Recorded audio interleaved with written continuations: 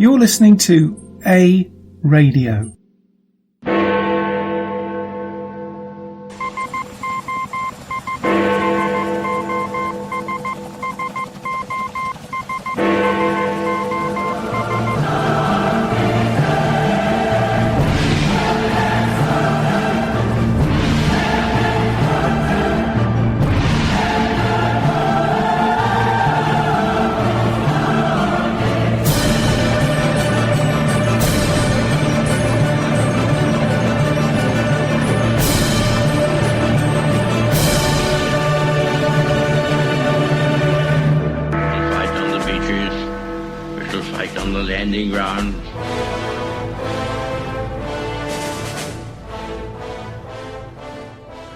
Thank you for joining us. You're listening to A Radio, and this is the Morning Moment.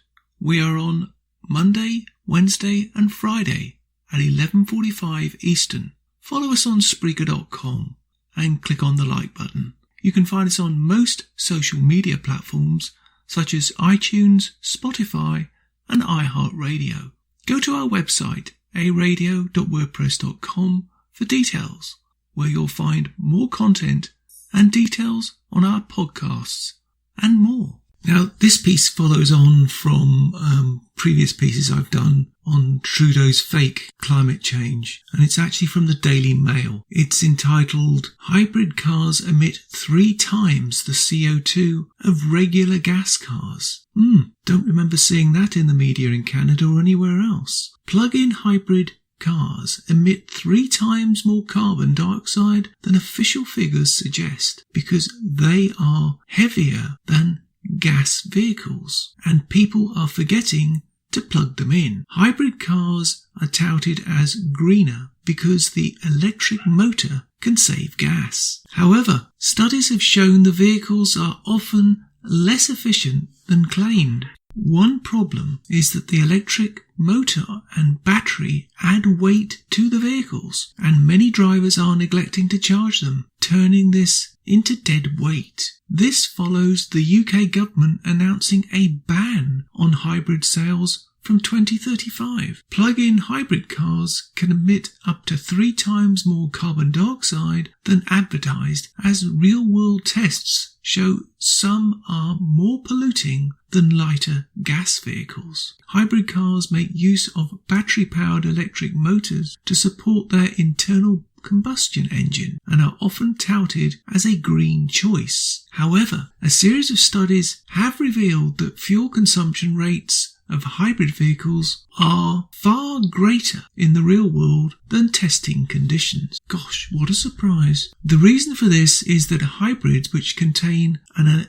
extra electric motor and battery, tend to be heavier than their gas counterparts. In addition, many plug-in hybrid owners are neglecting to charge their vehicles, running them on gas alone and losing the benefits of dual fuel systems. The findings come in the wake of the UK government's announcement that sales of gas and diesel hybrid cars will be banned as from 2035 onwards. The move, intended to reduce air pollution and carbon dioxide emissions, advances the timeline for phasing out fossil fuel-driven cars by 5 years. However, there is a concern that plug-in hybrids are not being used as intended, achieving less than 1/3 of the miles in electric mode and risking higher emissions by the end of the year. Most new models of fully electric vehicles will be able to cover 150 miles on a single charge, and the need for plug-in hybrids will inevitably decline. Cars can now talk to traffic lights and warn drivers when they are changing. A study by fuel management firm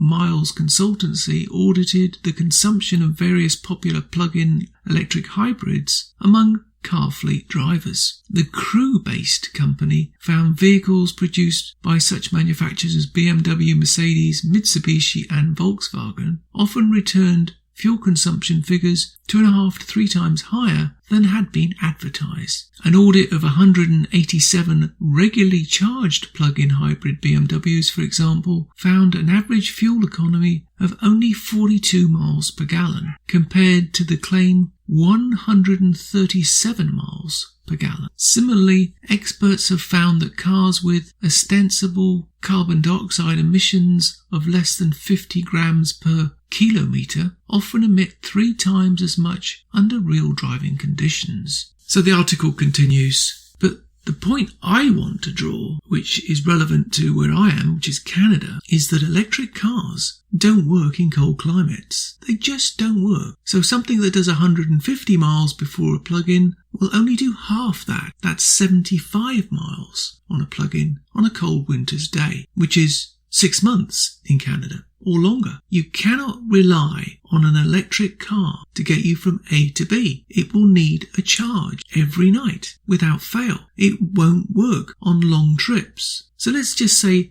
150 miles and you want to go from where I am to Toronto, which is 300 plus miles, maybe more. You can't get there on one charge. It doesn't work. And in the winter time, you won't get there. So really, what Trudeau and the Liberal Communists are trying to do is to take us back to the 18th century and horse and cart, where you had stations and you stopped on the way. So a trip that would take you 3 or 4 hours in a regular gas-powered car will take you several days in an electric car. They don't want to tell you that, do they? And who can afford an electric car? They're horrendously expensive. And who pays for the batteries when they run out? And who recycles the batteries when they have to be replaced? What does that cost? All of that information is hidden. It's like those windmills I talked about the other day. They're fine in practice, except little things like mass murder of birds, and the blades are not recyclable. What bright spark ever came up with the concept of things that are green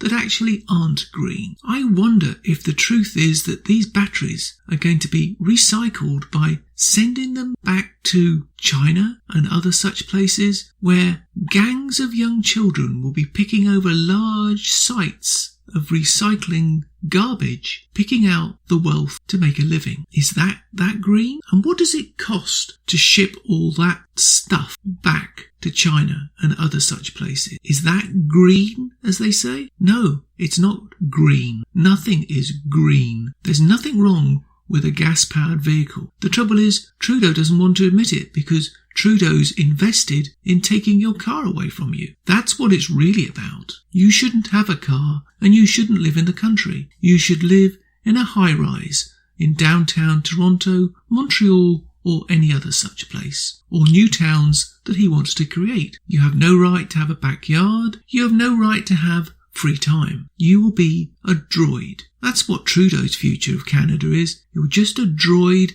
in a high-rise. So why would you need a car? Problem solved. Oh, and by the way, all this is in fact Agenda 2030, but it's very much in disguise. It all links to the UN and it all links to climate change, which is Agenda 2030. They want to change how you live and where you live. It really is that simple. But the trouble is people are so dumb they can't see they're being manipulated by the mainstream media. People like that moron from wherever she's from, Norway, Sweden, wherever, I've no idea. I don't care either. The media jumping on her comments and promoting it as gospel. It's not gospel. It's just UN garbage that our government is regurgitating as truth. None of it is true and they know it, but they're heavily invested, and I mean literally heavily invested. I bet you that if an investigative journalist did some digging, they would find out how heavily invested they really are. You can find more at aradio.wordpress.com, where you can find links to us on Twitter, Facebook, Instagram, iTunes, iHeartRadio, Gab, Spotify, and email. We're on Spotify under the podcast section. Type in Canadian Politics with a twist and you'll find us. We are continuing to reach out to you, so please pass these links on to your friends. Please click on the follow button on Spreaker.com. You can listen to all our morning moments at Spreaker.com/A-Radio. EHRADIO, A-Radio. And please click on the like button. Join us Monday, Wednesday and Friday at 11:45 Eastern.